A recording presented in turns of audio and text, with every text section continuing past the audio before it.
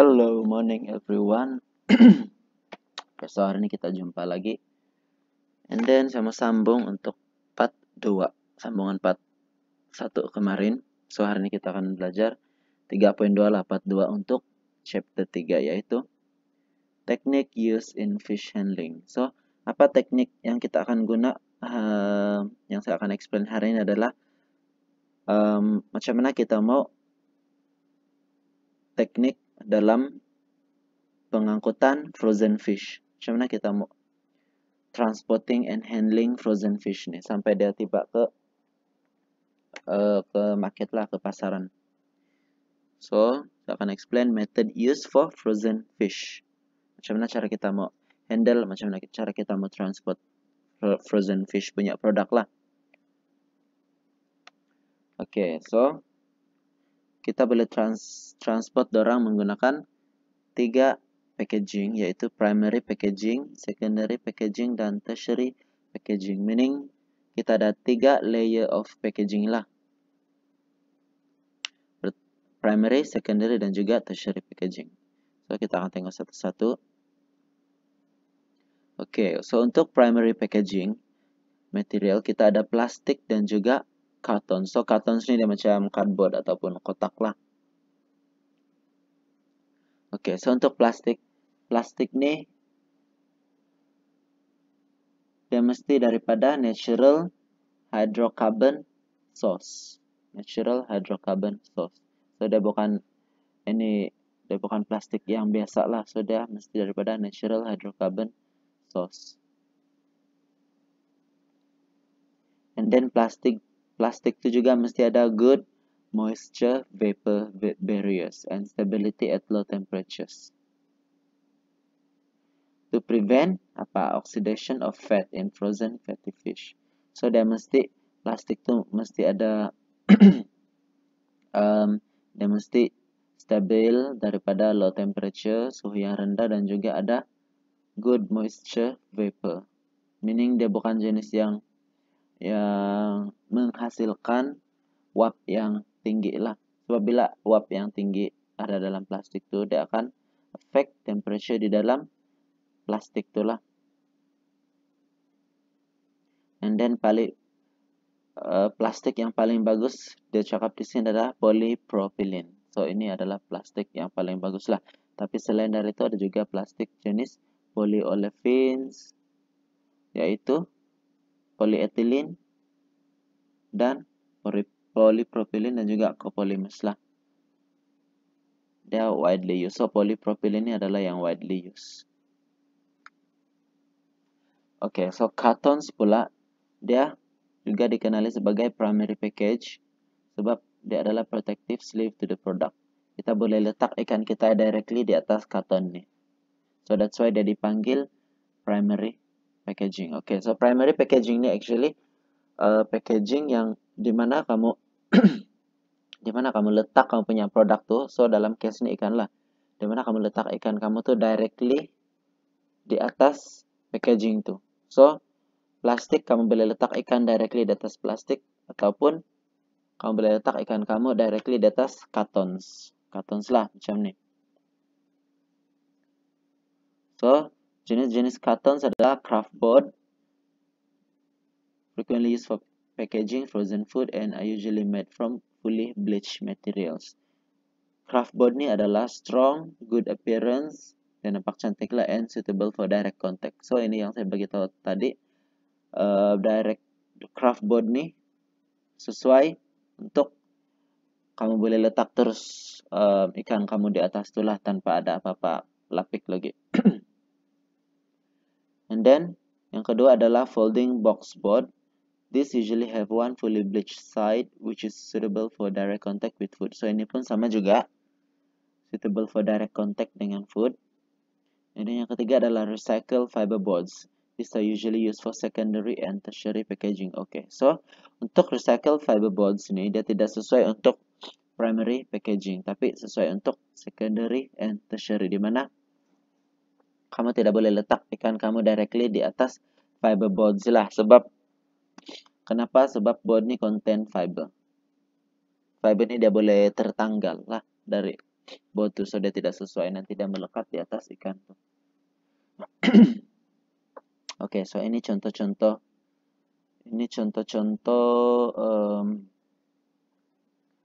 cartons tadi. So kalau kamu tengok yang ini, kamu biasa beli pizza juga kan? So pizza tuh dia punya box tuh actually adalah primary packaging. So itu adalah carton. Ataupun itu adalah yang kita panggil folding box board. So kalau kamu beli pizza pun, pizza tuh dia letak directly di atas kotak nih kan, dia tidak lapik apa-apa sudah, so dia letak directly di atas kotak nih, and then dia deliver kepada kamu. So itu yang kita panggil top. Oke, so kotak yang jenis begini kita panggil top load lock foam carton. So ini nama dia lah, tapi jenis dia adalah yang carton lah, begini. And then kalau yang jenis buka dari tepi macam ini adalah kita panggil end load carton. Oke, so saya rasa ini kamu biasa nampak juga, kalau kamu pernah nampak lah. So ini usually orang guna untuk frozen food lah usually. Okay, so kita pergi kepada secondary packaging. Secondary packaging is usually a carton which holds a number of primary packages. Secondary package is usually made from boards but can be bonds of paper or plastic. Okay, secondary packaging ni adalah packaging di mana primary packaging tadi kita letak di dalam secondary packaging. So, now kita ada dua layer of packaging. Primary packaging, kita masukkan primary packaging ini ke dalam secondary packaging. So, ini maksud dia. So, secondary packaging ini usually made from board, tapi boleh juga daripada paper ataupun plastik lah. And then tertiary packaging pula, tertiary packaging is used to hold the number of secondary packages. Okay, so ini maksud dia sama juga lah. Primary packaging tadi kita masukkan ke dalam secondary packaging. Selepas tu secondary packaging ni kita masukkan pula ke dalam tertiary packaging. So now we have 3 layer of packaging lah. Primary, secondary, and tertiary. Barulah bila sudah tertiary packaging ni, barulah packaging ni akan kena load di dalam lorry and then ready for transportation. So kalau boleh ini yang teknik yang sepatutnya digunakan lah, sebab dia lebih selamat dan dia lebih quality ikan di dalam kita punya box-box tadi lebih maintain lagi kalau kita guna sampai tertiary packaging. So tertiary packaging may be pelletized. Pelletizing dalam berbentuk pellet lah for easy handling and wrap with shrink. Stretch wrap or corrugated outers so may be packed in reusable containers ataupun container. Dia boleh juga daripada pellet, outers ataupun daripada container. Ataupun yang paling biasa kita guna adalah itu styrofoam box lah yang warna putih itu. Plastic pellets which can be color coded are more easily cleaned but will support the growth of mold in frozen fish factory. So plastic pellet ni dia kurang sesuai lah. Oke juga dia senang untuk kita mau bersihkan, tapi dia beritahu sini senang untuk kulat tumbuh di atas plastic pellet ni. Oke, so saya harap kamu paham primary, secondary dan juga tertiary packaging. Oke, method used for frozen fish, packed with ice, refrigerated truck, refrigerated seawater. So ini adalah 3 cara di mana kita boleh transport frozen fish kita dari kilang ke retail lah, ke kedai ataupun ke pasar-pasar lah. So kita boleh pack ikan itu dengan ice ataupun kita boleh guna truck yang ada peti sejuk, refrigerated truck. So refrigerated truck ni selalu truck yang macam truck ice tu lah yang hantar pergi kedai-kedai itu kan. So actually truck dorang tu adalah refrigerated truck yang ada peti sejuk. Memang di belakang dia tu peti sejuk. And then selain daripada itu refrigerated seawater. So refrigerated seawater ni untuk ikan yang seawater lah. Okay, so first kita akan tengok kamu punya frozen fish yang packed with ice. Okay, so untuk packed with ice, in order for the best quality fish to be available to the consumer, care must be taken to reduce spoilage at all stages. So ini yang general lah. Poin yang pertama ini adalah general, seperti yang saya sudah bagi tahu from the previous lecture. Okay, use of ice depends on proper handling procedure. So, macam mana kamu mau pack ikan with ice? Hari itu saya sudah bagi tahu di tepi, and then di atas bawah lah, tepi kiri kanan ikan tuh.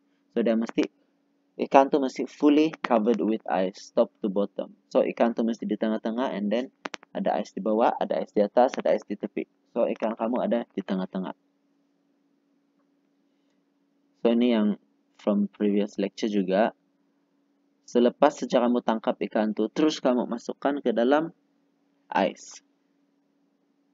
Untuk mengekalkan dia punya quality ataupun kesegaran dia lah. Oke, so kita tengok ratio di sini. The proper ratio of fish to ice must be observed. In temperate climates, 1:1, and in tropical condition, 1:3. Meaning, fish to ice, 1 part ice dan 1 part ikan dan 1 part ice. Untuk negara-negara yang temperate climate nih. Yang musim panas sajalah. Tapi untuk tropical condition, untuk temperate climate ini adalah negara-negara yang 4 season. Tapi kalau untuk tropical condition macam kita Malaysia nih, 1 bahagian ikan dan 3 bahagian ice. So meaning ice lebih banyak daripada ikan. Tapi kalau untuk negara yang musim sejuk, dia samalah 1:1. Ratio dia sama. So ice kita mestilah clean and small particle size for maximum contact. Maksudnya small particle size adalah bukan yang cube, tapi yang kalau boleh yang hancur-hancur punya ice lah. Kenapa ice mesti clean? Sebab ice ini direct contact dengan kita punya ikan. So, kita mau bila ice ini kotor dan kamu letak di atas ikan, so ikan kamu pun akan kotor juga. Meaning akan ada bakteria lah. So, fish and ice must be carefully and evenly stowed to allow even distribution of both. Shelves and boxes must not be overfilled or crushing damage to the fish will result. So, ini saya sudah bagi tahu lah. Kamu kena distribute ice kamu evenly di tepi kiri kanan dan juga di atas bawah. Lepas tu kontainer kamu tuh jangan masukkan terlampau banyak ikan, sebab ikan yang paling bawah tuh akan kena himpit dan akan hancur lah. So ice must be layered under, around, and on top of the fish. So ini saya sudah bagi tahu tadi lah kedudukan ice. Oke, so dalam gambar ini adalah yang betul lah. Atas, bawah, kiri, kanan. And then beginilah cara packing dia. So, kalau kamu nampak di sini, ini adalah primary packaging, plastik nih. And then secondary packaging adalah kotak nih. So, mungkin kotak nih boleh di stack lagi kepada banyak-banyak kotak. And then baru kena ikat lagi. Contohnya, so dia jadi tertiary packaging. Oke, so saya proceed dah. Oke, so ini yang kalau yang untuk mungkin perjalanan jauh lah, ataupun untuk yang daripada company besar kan dorang banyak budget. So usually dorang guna dry ice and then sample tube package securely to prevent damage during shipping. So ini usually shipping yang jauh lah, maybe yang tempat yang jauh ataupun mengambil masa yang lama untuk ditransport. So how to pack frozen fish for commercial shipment. So ini yang macam jauh lah, punya mengambil masa yang lama untuk kena transport. So apa kita boleh buat adalah usually kita boleh guna dry ice sebab dry ice ini lebih tahan, and then kita wrap dry ice ni dengan newspaper untuk insulate the dry ice supaya dia tidak terlampau cair dengan cepat. And then baru kita letak ikan di tengah, dry ice semua di sekeliling ikan ni. Lepas tu letak newspaper lagi. Apa guna-guna newspaper ni adalah untuk mengekalkan suhu di dalam. Dia insulate the temperature inside supaya suhu di dalam ni tidak senang keluar daripada kotak. So that's why kita letak-letak lapisan-lapisan newspaper ni. So apa kepentingan untuk letak ice-ice-nya adalah untuk seperti biasa maintain quality of fish, untuk prevent growth of bacteria and parasite, untuk mengelakkan pertumbuhan bakteria lah. Lepas tu melambatkan kerusakan pada ikan, and then mengekalkan kesegaran kepada ikan. So saya rasa kamu kena fokuslah untuk importance dia ni. Kamu kena tahu importance.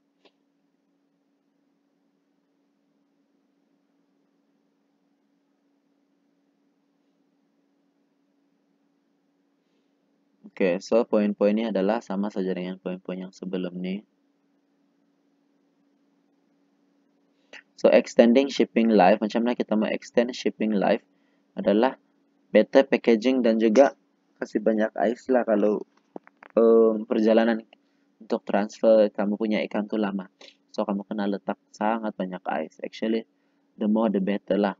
Sebab supaya mengekalkan kesegaran ikan. Okay. Method used for frozen fish untuk refrigerated truck pula. Truck yang ada peti sejuk. Truck ni sangat important to ensure the quality of product and freshness during shipping activity. This truck designed to keep the temperature of the product, especially for frozen product. So ini kamu tahu juga kan kenapa truck tu ada refrigerator untuk mengekalkan temperature dan juga mengekalkan quality produk di dalam truck tu. Okay, so frozen product kita tengok kalau truck yang bawa ice cream ataupun ice, usually di dalam truck dia tu, di belakang truck dia tu ada negative 25 degree Celsius. Deep frozen food pula adalah negative 18 degree. Fishery pun negative 18. Butter and edible fat including cream negative 14. And then egg negative 12. Lepas tu kalau daging negative 10 lah. So ini kamu boleh baca sendiri. Kamu boleh tengok sendiri. Technology used in refrigerated transport. Kalau vehicle dia untuk kendaraan, majority refrigerator road transportation conducted with semi-trailer insulated brigade boxes. So kalau kamu tengok, kamu nampak juga kan yang kalau truk-truk yang bawa-bawa yang sejuk nih yang bawa ice, dia ada semi-trailer di belakang lah yang berbentuk boxes. So, desain untuk truck, refrigerator truck, kamu tuh macam mana? Dia akan ada extreme of exterior weather condition. So, kamu punya truck tuh yang di belakang tuh, dia boleh tahan, material dia mesti boleh tahan kepada cuaca-cuaca di luar lah. Contoh, cuaca panas, cuaca hujan pun dia boleh tahan. And then, desired interior condition. So, desired interior condition ni adalah condition di mana condition tu mesti sesuai untuk transport ikan dengan correct temperature lah. And then dia mesti ada insulation properties yang bagus dan ada infiltration of air and moisture. So ini saya rasa saya tidak perlu explain panjang sebab ini actually adalah kriteria ataupun ciri-ciri peti sejuk macam tu. So actually sama saja konsep dia dengan peti sejuk. So macam ni lah di dalam inside food truck tu, refrigerator truck tu. Dia punya flow di sini mesti clean dan dia akan ada garis-garis begini supaya senang untuk kalau ada air yang cairkan senang untuk dia mengalir keluar. Side door seal tight, lepas tu kamu kena cek door damage ataupun wall damage. Kenapa tidak boleh ada damage? Sebab bila sudah ada damage, suhu-suhu ini akan keluar pergi damage nih.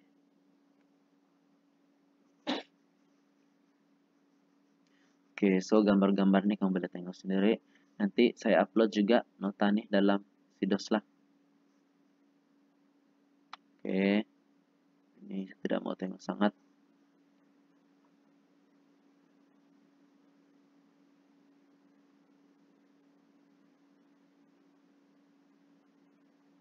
Oke, so dalam kamu punya refrigerator truck tuh, kamu kena pastikan ada cold air di dalam truck tuh dia evenly distributed, sekata lah. So kalau dia punya source of air itu di sini, kamu boleh susun produk kamu macam ini. Maksud saya salah-salah. Ini susunan begini tidak ngam sebab poor air distribution. Kalau air keluar dari sini dia masuk sini begini dan dia terblok sudah. So ada yang keluar pergi sini, so dia tidak evenly distributed lah.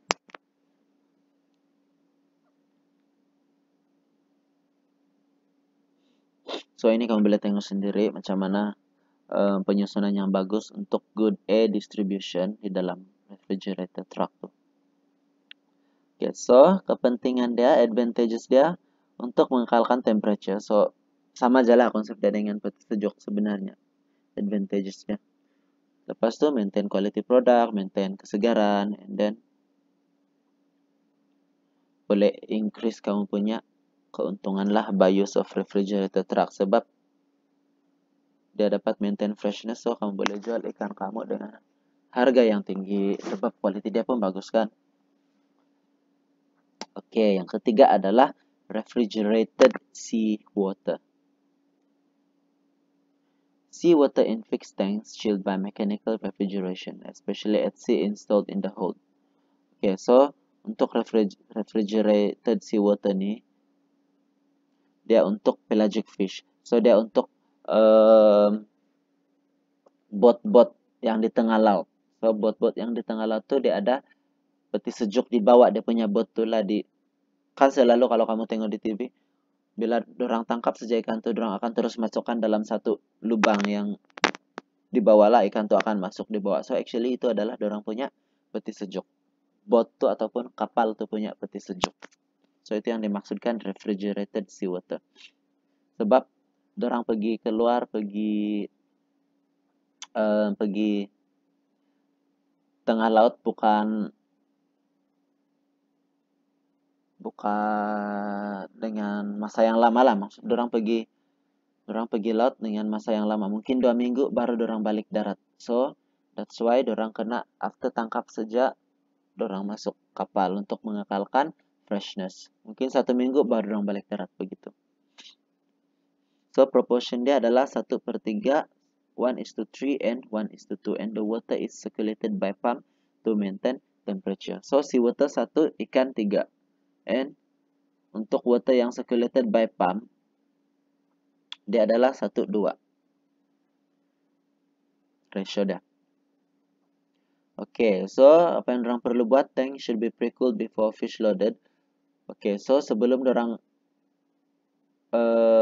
menangkap ikan tuh semasa dorang belayar lah mau pergi tempat di mana dorang mau tangkap ikan tuh, masa tuh dorang sudah kena pre-cooled dorang punya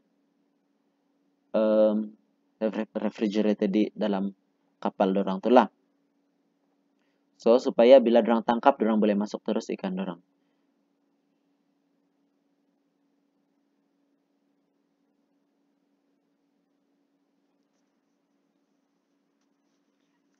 Some species unacceptable amount of water and salt when kept in seawater. The eyes become cloudy and the gills are bleached out as the blood is leached out. So ada juga spesies-spesies ikan yang tidak sesuai lah. Dia mesti bersesuaian jumlah air dengan garam di dalam kapal tuh. Di dalam dorang punya peti sejuk kapal tuh.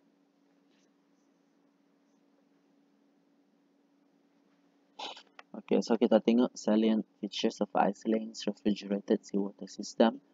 Dia ada, so refrigerated dalam kapal laut tuh dia ada little maintenance and reliability, allow the fishermen to spend more time fishing. So, peti sejuk di dalam kapal dorang tuh dia ada maintenance yang sedikit saja. Kamu tidak perlu maintenance dia banyak-banyak. Supaya kamu boleh fokus untuk fishing lah, dia cakap di sini. Lepas tu, dia boleh store wide range of seafood product. So, bukan saja ikan, mungkin kamu boleh letak udang kah, any seafood product lah. Not all, tapi wide range. Lepas tu, best quality equipment. So, selalunya peti sejuk di dalam kapal ni mempunyai quality equipment yang bagus lah. Kualiti dia bagus.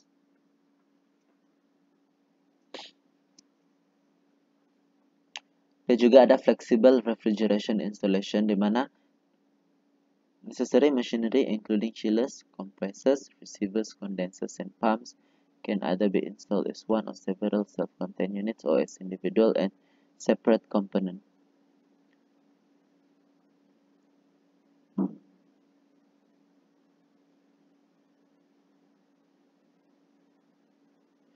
Oke, so maksudnya di sini flexible refrigeration installation ini maksudnya bahan-bahan yang kamu guna untuk setup kamu punya peti sejuk di dalam kapal laut kamu tuh kita boleh disassemble deh, kita boleh barang-barang tuh kita boleh simpan satu-satu. Kita boleh macam cabut and then simpan. Dia punya barang-barang untuk kasih buat refrigerator itulah dia tidak dalam satu komponen yang sangat besar.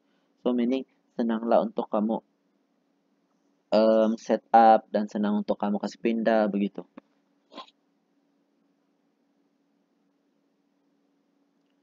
Oke, so kalau kamu tengok sini macam mana refrigerated seawater system ini berfungsi. Seawater ini is recirculated by pump through tank, therefore product and the chilling system. So di dalam kapal dorang tuh, di dalam peti sejuk kapal laut dorang tuh dia recirculated by pump. So ada pump lah yang recirculate.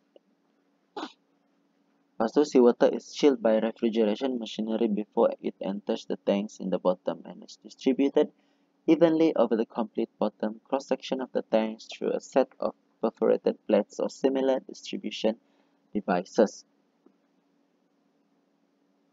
So sini maksud dia bagi tahu tadi kamu kena pre-cooled. Kamu punya refrigerator itu sebelum tangkap ikan.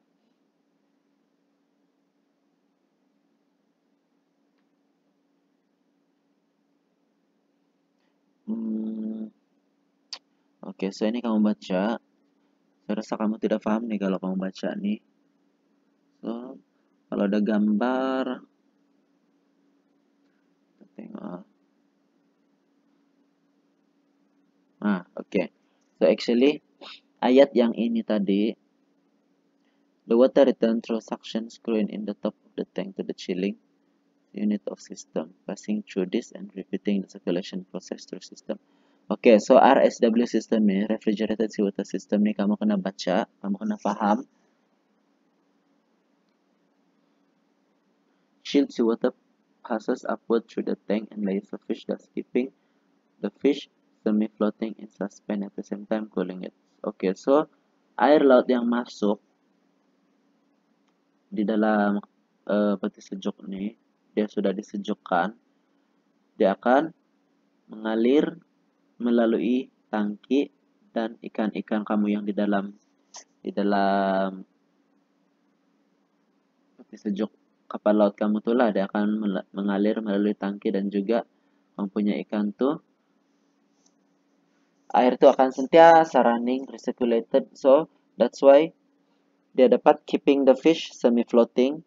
And then, pada masa yang sama, kasih sejuk ikan tuh lah. So, air masuk ke dalam peti sejuk tuh. Lepas tuh air tuh disejukkan dan dia sentiasa recirculate di dalam tuh. That's why dia dapat menyejukkan ikan di dalam tuh lah. Lepas tu, the water returns through suction screen in the top of tank to the chilling unit of the system, passing through this and repeating the circulation process through the system. So, ini yang saya beritahu tadi, air itu akan sentiasa circulate. So, lepas air itu sudah melalui tangki dan kamu punya ikan tuh, dia akan balik ke suction screen. suction screen ini yang tempat kamu hisap air masuk dalam. Dia akan balik sana, tapi dia recirculate balik. So, air itu akan sentiasa sejuk, dia akan sentiasa ada temperature yang sama, suhu yang sama. Das akan mengekalkan kesejukan ikan di dalam refrigerator kamu itulah. So, untuk mengekalkan air kamu sentiasa circulate, berpusing di dalam tuh, kamu kena tambah sikit-sikit air. Sebab dia pandai evaporate juga, so kamu kena tambah air. And dirty water bled off, so kamu kena tambah air yang baru, and then yang lama tuh akan dibuang sikit-sikit lah, sebab sudah dikira kotor kan, sebab dia sentiasa circulating di dalam.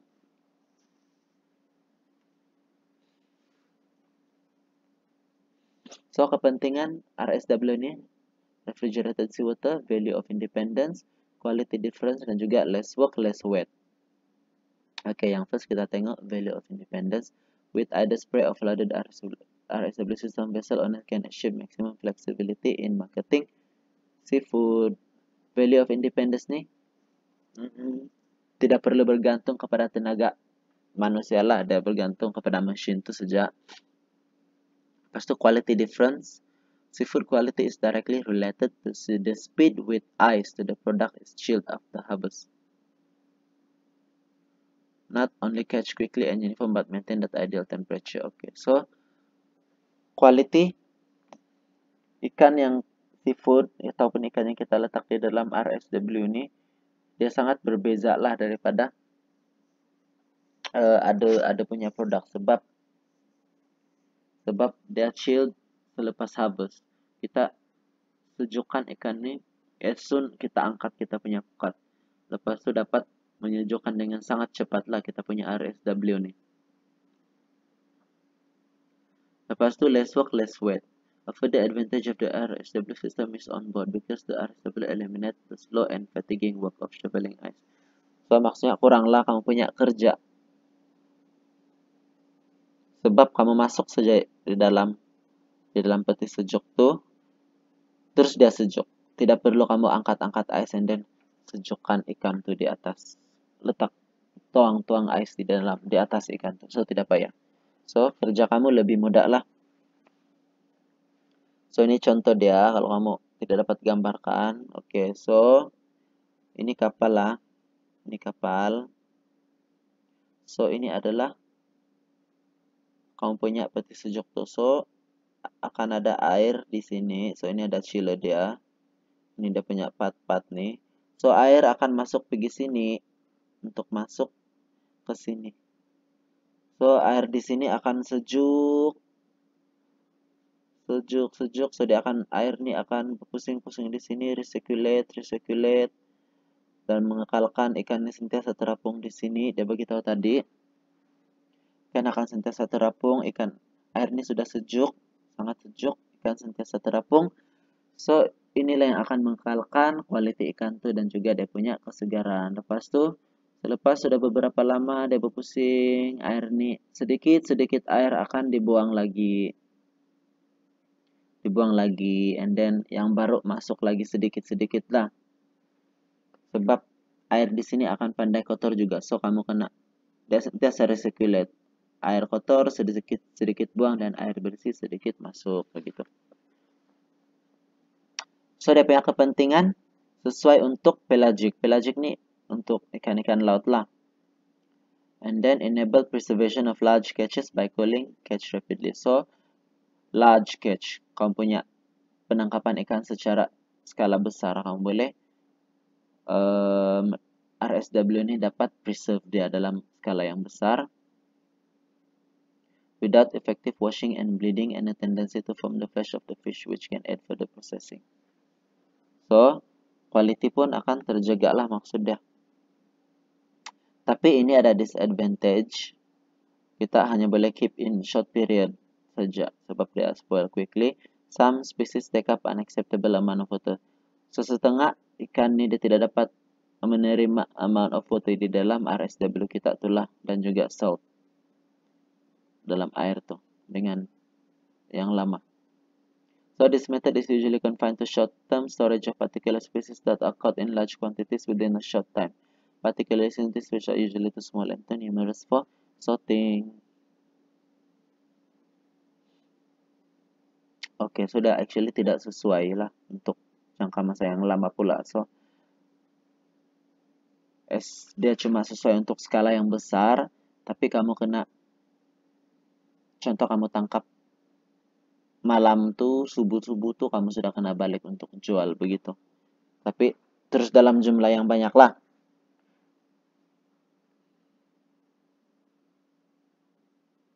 Oke, so saya mau stop sampai sini dulu. Dan next lecture kita sambung di sini, oke?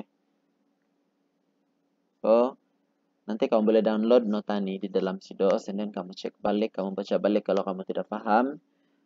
And then kalau kamu sudah balik sini nanti balik poli, nanti kita akan buat revision balik lah mana-mana yang kamu tidak paham. Oke? So, kelas kita sampai sini saja. Thank you.